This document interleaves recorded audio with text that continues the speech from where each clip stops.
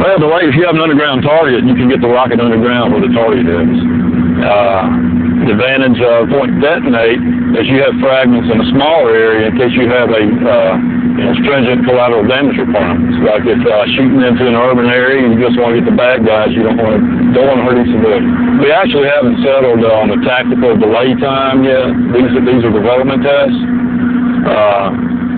We haven't determined yet which will be most effective. These will probably only go a meter underground before they detonate. But this is White Sands, where only the very latest cutting-edge weapons are tested. And this version has yet another method of destruction. The airburst, where the missile detonates just 30 feet above the ground.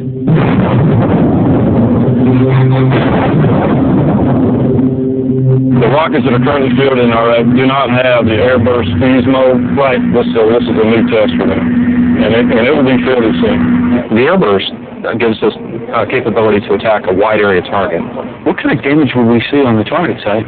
Well, I think the results will be evident tomorrow. We're going to get to see the before and afters, but I think you'll see devastating effects on target. I decided to visit the test site so I could really judge the missile's true power. White Sands is the largest military installation in the United States, so just to see the target area, I had to hit the road and drive over 40 miles. I left the launch pad and have been on the road for 30 minutes. I still have probably 15 to 20 minutes to go. The rocket will make that same journey in less than 120 seconds. 45 minutes later, I finally reach my destination.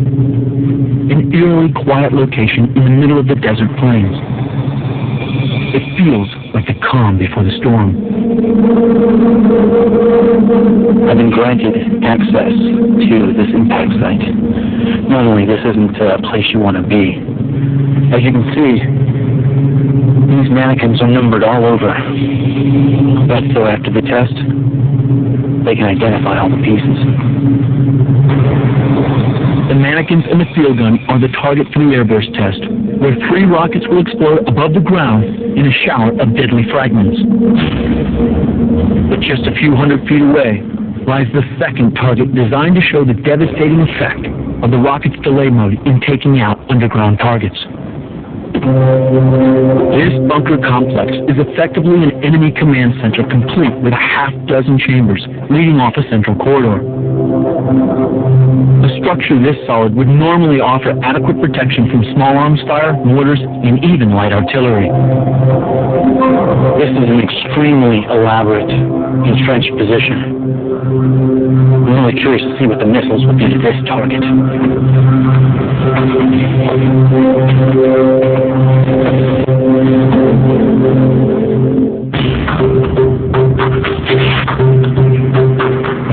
There's about an hour to go before the first launch. The vehicle is now loaded with live rockets. You can see in the background what's going on behind me. They're actually loading the real rocket pod. It's conditioned hot, and there's live ordnance on the pad. The rockets are treated with the greatest of care as they're loaded into the launch vehicle. The munitions also go through an extreme testing process that simulates arduous battlefield conditions. They have seen a life cycle of use and abuse. It's all the tactical vibrations, all the transportation shocks, all the temperature extremes that you've seen. We beat them against the wall. They've been baked, frozen. We strap them down to a giant paint shaker and shake them for several hours, which simulates a lifetime of riding on the launcher. The test didn't start just today. The test has been going on for 6 weeks. 17, 16. The countdown has begun, and in just a few seconds, the first of the rockets will be on their way to the bunker site.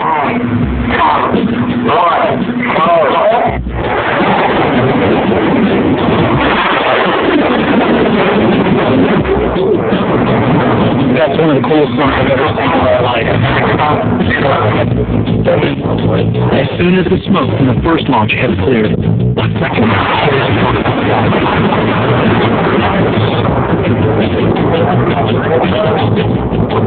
all right. 2 on.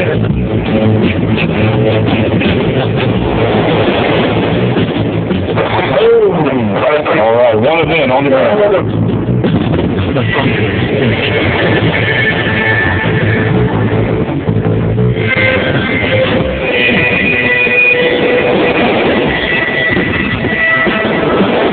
Got that pinpoint precision that's just hit the targets. I mean, we're not talking about just hitting the building now. We're talking about hitting, the west side room in the corner of that building. The guys love it. The soldiers, they absolutely love this system.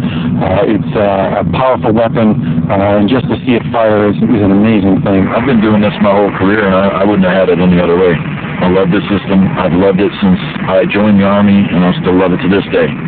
Fresh from the tour of duty in Iraq, these soldiers from the 13th Field Artillery belong to the 1st Army unit to field the guided unitary rocket. This bad piece of machinery, just watching it fire is an awesome thing just to see.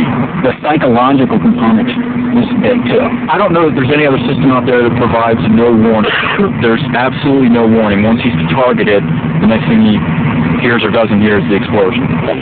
At the launch pad, it's almost time for the second set of test firings. This time, 3 rockets have been programmed for airburst now, which should explode just off the ground.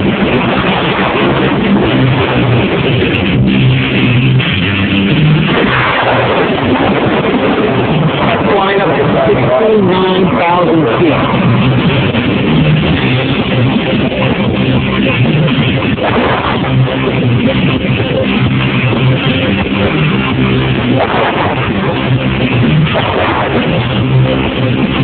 Data and images coming back from the targets indicate the tests are a resounding success.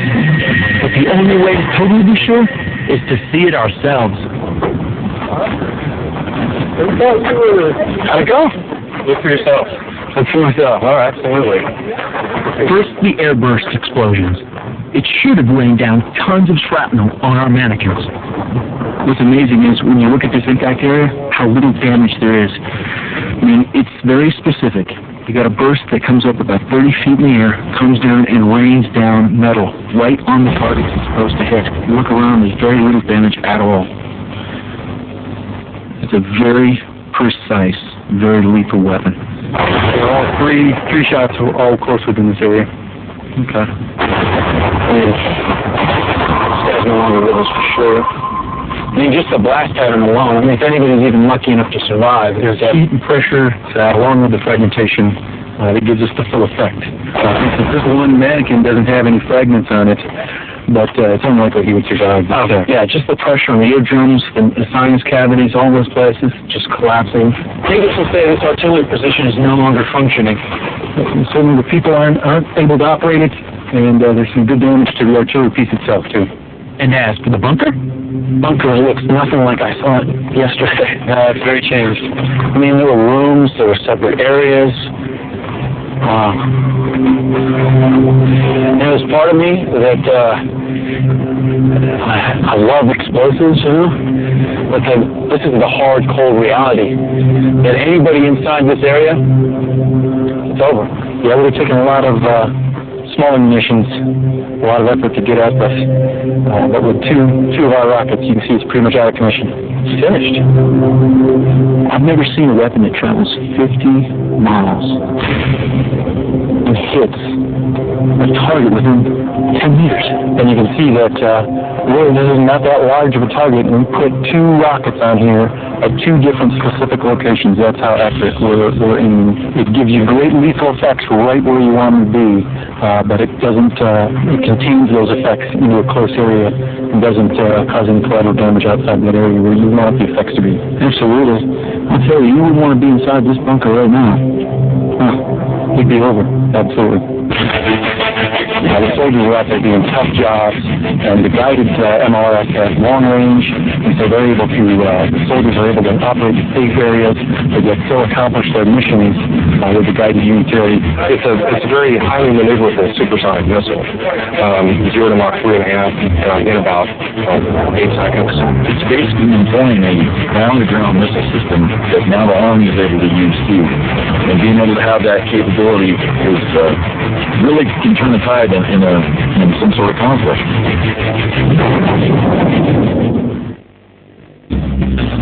Take a continent, calculate its population, divide its dream, multiply that vision, add in one child. It all adds up to one big celebration. In celebration of 15 years in Asia, Discovery proudly presents the best Asian documentaries over 15 nights.